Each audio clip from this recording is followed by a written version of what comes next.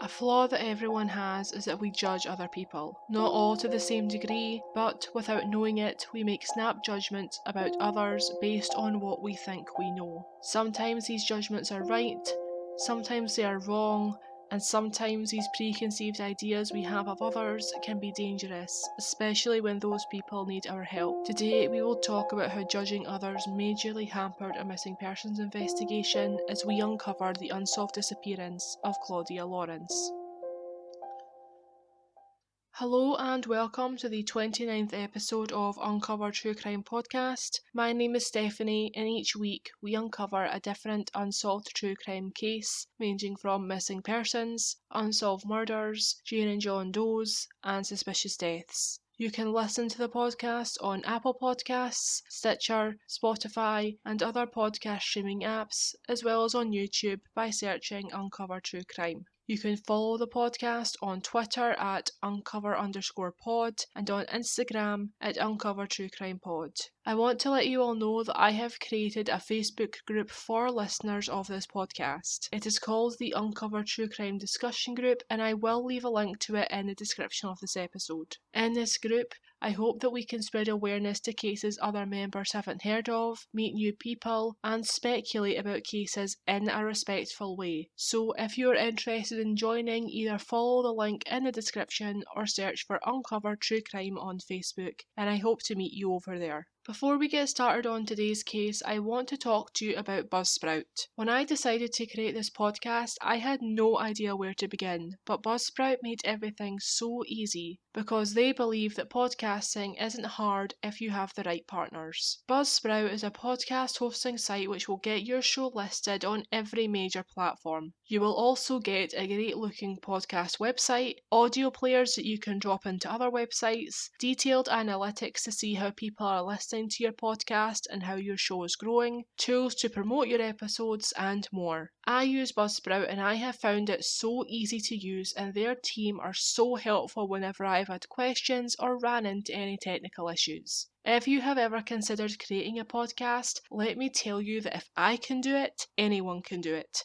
All you need is the gear you already own, a quiet space, and Buzzsprout. Following the link in the description lets Buzzsprout know that I sent you, gets you a $20 Amazon gift card if you sign up to a paid plan, and helps support the show. Join over 100,000 podcasters already using Buzzsprout to get their message to the world.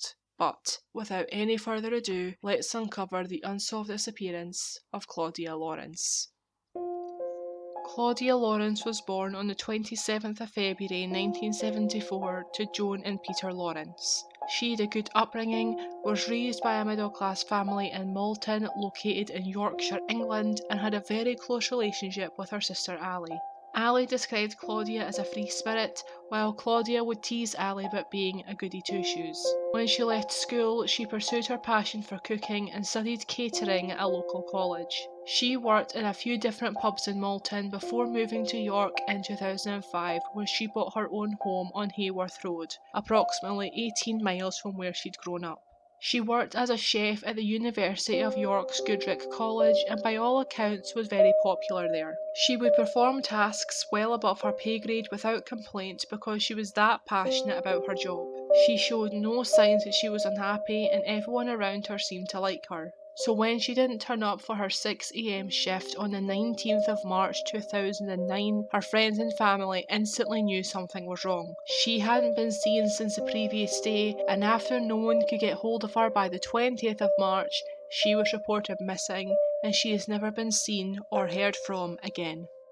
The day she was last seen, the 18th of March 2009, she left her work at 2:30 p.m. and proceeded to walk through the university campus. She was last seen on CCTV near Melrose Gate, where she posted a letter, then was seen heading towards her house. She lived around 2.5 miles away from her work, and as her greeny blue Vauxhall Corsa was in the garage at the time, she would walk the 2-mile journey to and from work, which would take her approximately 48 minutes. Shortly after she was seen on CCTV, she received a lift from a colleague who dropped her off outside her house at 2:50 p.m. Their name was never released, however it is not disputed that she made it home safe that day, so it's unlikely this individual was ever a suspect. She left her home for unknown reasons shortly after being dropped off, but returned 15 minutes later. What Claudia did for the rest of the evening is unknown, however she did text a friend back and forth that night, with the last text she sent being at 8:23 p.m. She called her mother at 8:30 p.m. to arrange plans for Mother's Day.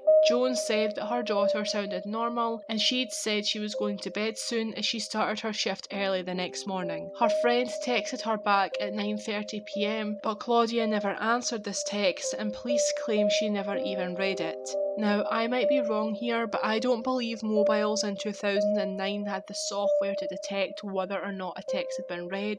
However, as they have came out with this information publicly, I would assume there is some way they know that she didn't open it, as opposed to just opening it and forgetting to reply. The only reason I mention this is that this detail could be the difference between police knowing if she was harmed on the evening of the 18th or the morning of the 19th.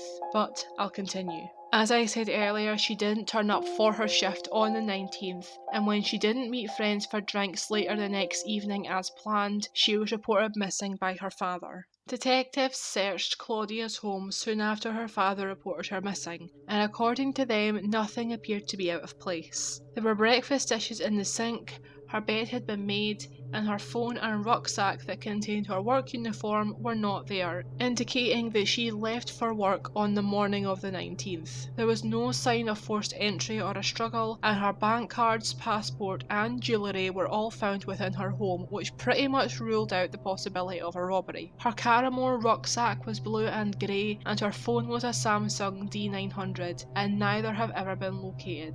Mobile phone towers confirm that her phone was deliberately switched off at 12:08 p.m. on the 19th, has never been turned on, and this, along with that rucksack, have never been located.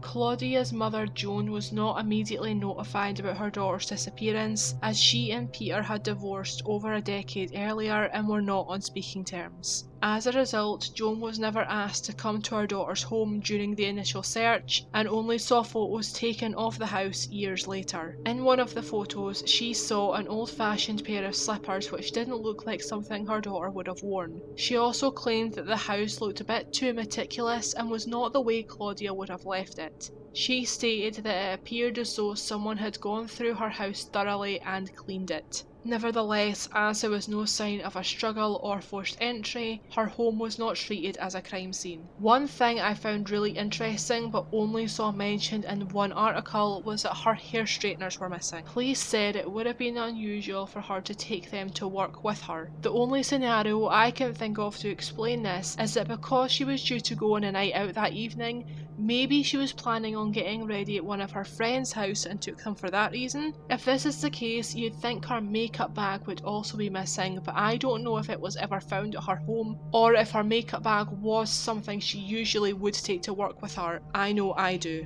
None of her friends have ever said that they had plans to meet up with Claudia before going to the Nag's Head pub that evening. It's just a thought I had as to why her straighteners weren't in her house. Another thing they discovered in her home was a large amount of hair dye.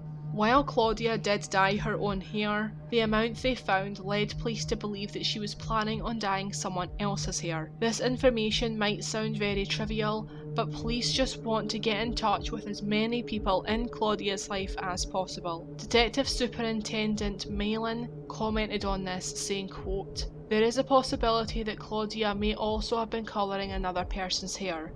If you know about this, or it was you, please come forward now."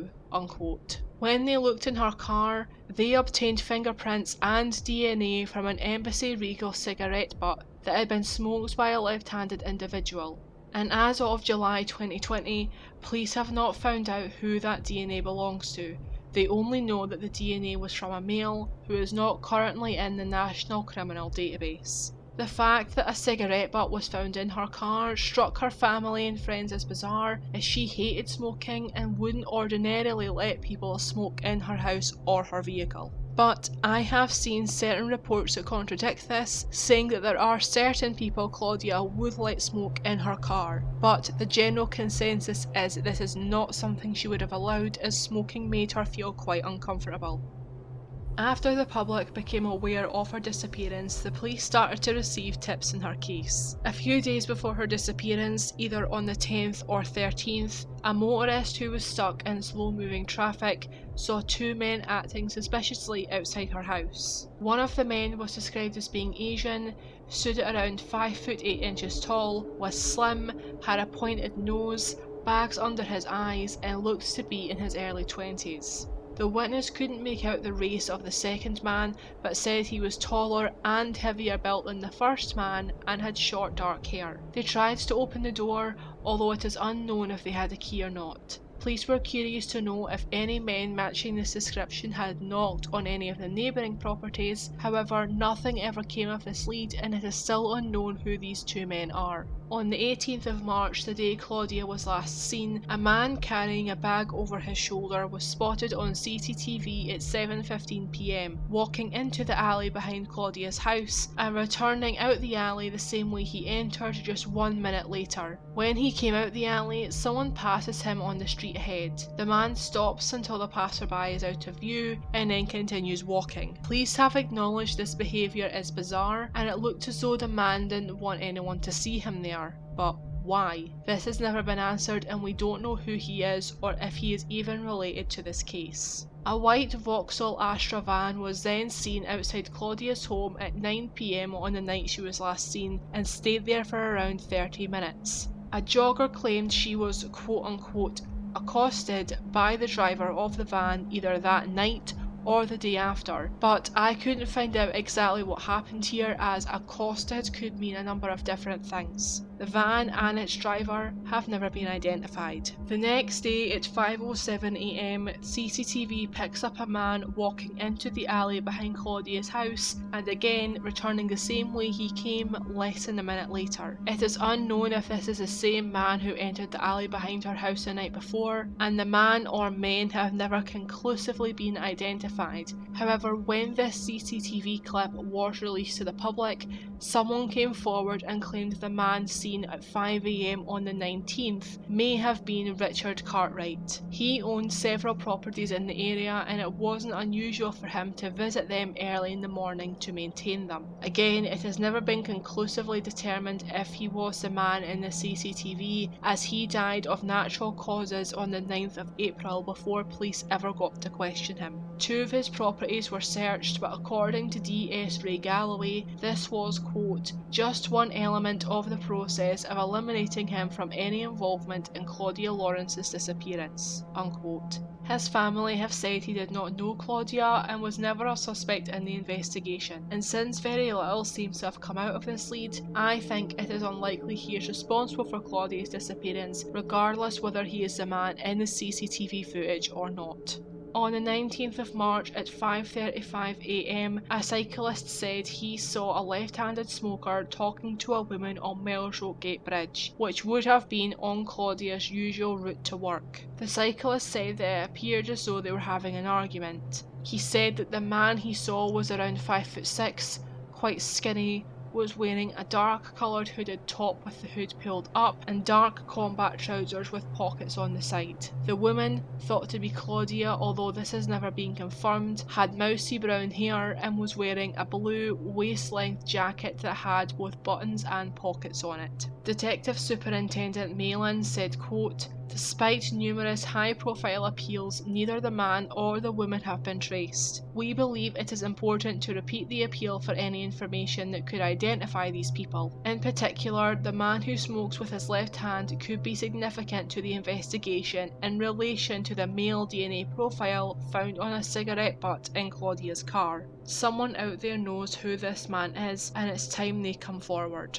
unquote. Around 10 minutes later, an older style light coloured Ford Focus was seen outside Claudia's house. Later at 6:10 AM, a man and a woman were seen arguing outside the University of York where Claudia worked. Again, the man is reported to be a left-handed smoker, just like the man seen on the Melrose Gate Bridge. It is unknown who any of these people are, and police believe that the woman or women in both sightings is either Claudia or possibly a person of interest. On the 1st of April, around 2 weeks after she was last seen, a man told staff at a co-op in Tanghill, York, that he either knew Claudia Lawrence or used to work with her. They released a CCTV image of him and wished to trace him. I don't know if they did find him, but that photo will be on my website, and if you are watching this on YouTube, the picture is on your screen now.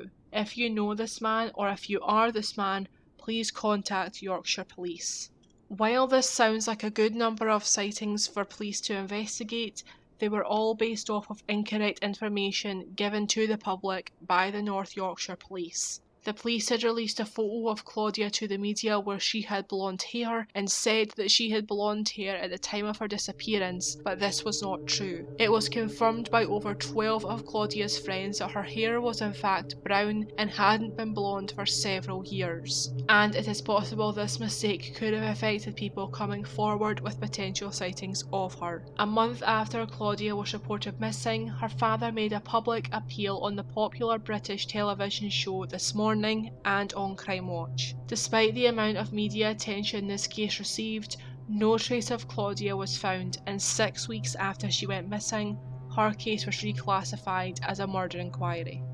When police started to investigate Claudia's life, they found that she had a number of exes, many of whom were described as a quote rogues gallery unquote, and not the type of people many would have expected Claudia to be involved with. Many of these men refused to speak to police, and some outright lied about having a romantic relationship with Claudia even though police knew otherwise. There have been rumours that some of these men were married or had criminal backgrounds, and that is why they were less than forthcoming with authorities. Police focus hard on this part of the investigation and imply that she lived some sort of double life that her friends and family were not privy to. During the Crime Watch appeal, police stated that a lot of her relationships were quote complex and mysterious, unquote. Due to all the attention in the media regarding Claudia's love life, the public started to lose sympathy for her and became less interested in her case, branding her as some sort of scarlet woman. It is important to point out that Claudia was a 35-year-old woman and could live her life whatever way she wanted. She did not deserve anything bad to happen to her as a result of her personal life, but many seem to believe that she had invited trouble into her life and was somehow partially responsible for whatever happened to her, and this destroyed her reputation in the media.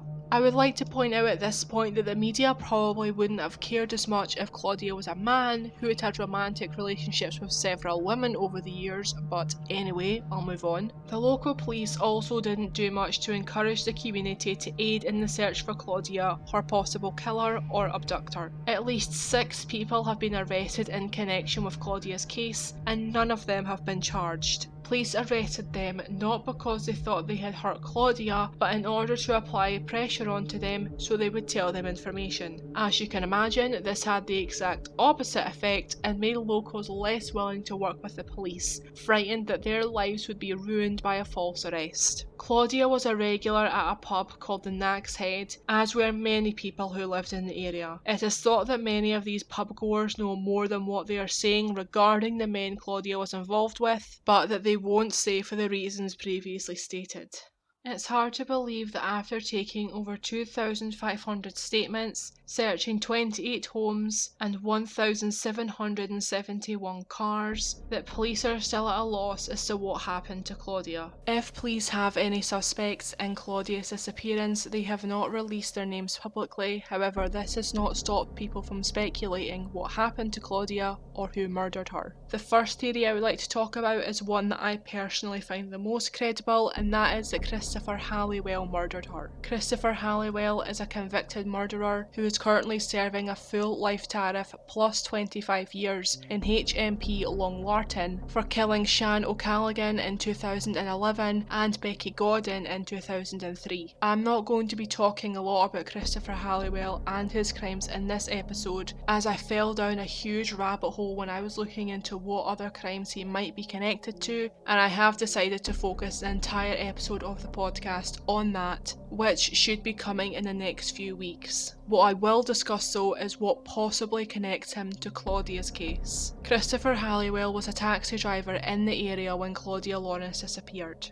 Claudia's mother Joan had said that she didn't feel comfortable with Claudia walking the 2-mile journey to work every morning and did encourage Claudia to get a taxi to work. Claudia refused this, although it is possible that she changed her mind that morning. Personally, I doubt she phoned for a taxi before leaving her house, as this probably would have came up on phone records. However, it's possible that Christopher drove by her on her route to work and he offered her a lift. Claudia may have either accepted this, seeing that it was a registered taxi and trusted him, or she refused, some sort of scuffle or argument happened, then he abducted her. Either one, in my opinion, is possible. According to Karen Edwards, who was Becky Godden's mother, a witness said that they saw Claudia Lawrence talking to Christopher Halliwell through the taxi window. I couldn't find exactly what date this happened, but I am assuming it happened the day that Claudia went missing. I want to make it clear that police have never commented on this sighting, and it's never been confirmed if the two people that the witness apparently saw was Claudia and Christopher. For this reason, I'm not putting a great deal of stock into this sighting. I am by no means saying that Karen Edwards is lying, but until police confirm this sighting, I just don't think we can assume it's credible. There is another interesting connection, and that relates to the date that Claudia went missing. As I've said, she is thought to have been harmed on the 19th of March 2009, and exactly 2 years later in 2011 is when Christopher murdered Shan O'Callaghan. He did this by luring her into his taxi, driving her to a wooded area, and then murdering her. Another connection that Christopher Halliwell has to this date is that on the 19th of March 2002, a woman called Linda Razzle went missing. Chris Halliwell definitely knew Linda as he had done work on her house. People claim that he had an obsession with her, and it's rumoured that they had a romantic relationship. Again, I'm not going to go too far into this, but I think it's really interesting that all 3 of these cases happened on the same date. This is also the same date that Christopher Halliwell was dumped by a woman back in the 1980s. Again, I will get into all of this when I cover these cases in the next few weeks, but I thought it was a really interesting connection. If Christopher Halliwell is involved in Claudia Lawrence's case, this does not explain the DNA found on the cigarette butt inside her car. Christopher Halliwell's DNA is in the National Criminal Database, so if it was his DNA, I'm sure police would know this by now. However, I just want to point out that we don't know for a fact that the DNA from the cigarette butt belongs to Claudia's murderer. It could just belong to a friend who'd recently smoked a cigarette in Claudia's car. We just don't know. As I said, Christopher Halliwell is currently serving a full life tariff plus 25 years, so the chances of him ever getting out of prison is slim to none. I hope that one day Christopher Halliwell develops a conscience and admits to any other crimes he has committed to give the families some peace. Whether Claudia's case is one of them, we just don't know, but with the information we have, I think this theory makes the most sense. Another theory is that Claudia is in Cyprus. Claudia is said to have loved Cyprus and visited the island many times. She had friends that lived and worked out there, one of whom was Simon Salmons, who was the friend Claudia was texting the night she was last seen. He says that she wanted to visit him in Cyprus but complained about not being able to afford it as it was coming up to peak season. From what I could find, she didn't have a holiday to Cyprus booked, but many people talk about holidays that they want to take all the time. Somehow, this got twisted into people speculating she managed to smuggle herself into the country without her passport in the back of a van. Police did go to Cyprus to investigate the possibility she had started a new life over there, and while several people did recognise her from times she'd been there before, they found no evidence that she had ran away to Cyprus to start a new life. A lot of people have taken this theory and ran with it, and to be honest, I find it very far-fetched. Why would she run away to a foreign country and not take her passport, money, or personal belongings, but would take her work uniform and her hair straighteners? It just doesn't make sense that she disappeared voluntarily, whether to Cyprus or somewhere else. On the Channel 5 documentary Missing and Murdered that covered Claudia's case, her father Peter Lawrence spoke about this theory, saying, quote, "I'm absolutely convinced that she didn't disappear off to Cyprus or anywhere else. She was not a mastermind or a master criminal who would have been able to devise a way of going abroad without using a passport or bank account or anything else," unquote. Others believe that Claudia was the victim of sex trafficking and was smuggled into Amsterdam. An ex-policeman turned private detective contacted the Lawrence family and told them that he had seen her in Amsterdam. While I don't know if he offered his services to the Lawrence family, I do think it is possible this was a sick way in order to extort money from them. He didn't contact the police with this information, but instead reached out to them directly through their website, findclaudia.co.uk, which in my opinion is a weird thing for a former policeman and PI to do. Joan Lawrence believes that this is a possibility and believes that there might be, quote, "some kind of white slave trade going on," unquote. While Amsterdam does have a very successful sex trade, and yes, human trafficking is a huge problem that deserves way more attention than it gets, I don't think it is likely in Claudia's case. Typically, sex trafficking victims are young, usually either children or young women in their late teens to early 20s. They don't tend to be women in their mid-30s. But while it is easy to speculate wildly, especially with so little evidence, the truth is that the only person or people that know what happened to Claudia Lawrence are the people directly involved in her disappearance. I hope more than anything that one day they will be brought to justice and her long-suffering family receive answers. It has been over 10 years since Claudia disappeared and we still don't know where she is or what happened to her. There are many more questions than answers in this case, and her friends and family are left in a state of limbo and can't grieve for her properly. Her friend Susie Cooper said, quote, "If she is dead, then I want to know. I would much rather know the truth than still have hope. People are socially programmed to deal with death, but when someone goes missing, how do you deal with that? If Claudia has been dead 10 years, we haven't even been able to give her the dignity of a burial. I need closure. That's what her family and all the people who care about her need. Please give it to us," unquote. When his daughter went missing, Peter Lawrence was stunned to learn that he could not sort out any of Claudia's financial affairs, i.e. cancel direct debits or pay any outstanding bills unless she was declared dead. Being a lawyer, he put his legal expertise and experience to good use and helped create Claudia's Law, which helped him and so many other families with missing loved ones. Thanks to Claudia's Law,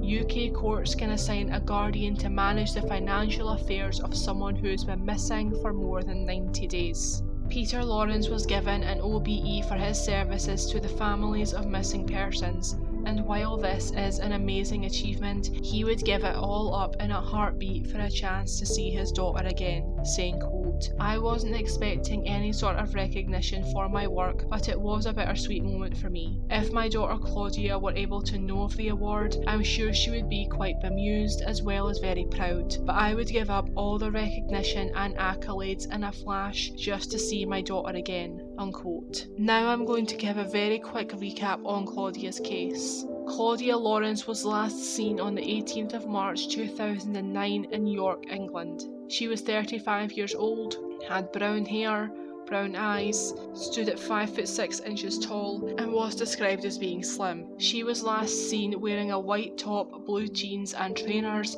and it is believed she left her home on the 19th of March at around 5 AM to walk to work at the University of York campus. It is believed that she has taken her chef whites with her in a blue and grey Caramore rucksack. This bag, her work uniform, and her Samsung D900, which has since been switched off, has never been found. If you have any information pertaining to Claudia Lawrence's disappearance, please call the North Yorkshire Police on 101, select option 1, then pass over any details you may have to the Force Control Room quoting Claudia Lawrence. If you wish to remain anonymous, you can contact Crimestoppers on 0800 555 111 and quote Claudia Lawrence, North Yorkshire Police. All photos and sources related to today's case can be found on our website www.uncoveredtruecrimepodcast.co.uk. That's everything I have for you today. Thank you for listening till the very end. Please stay safe and have a good night.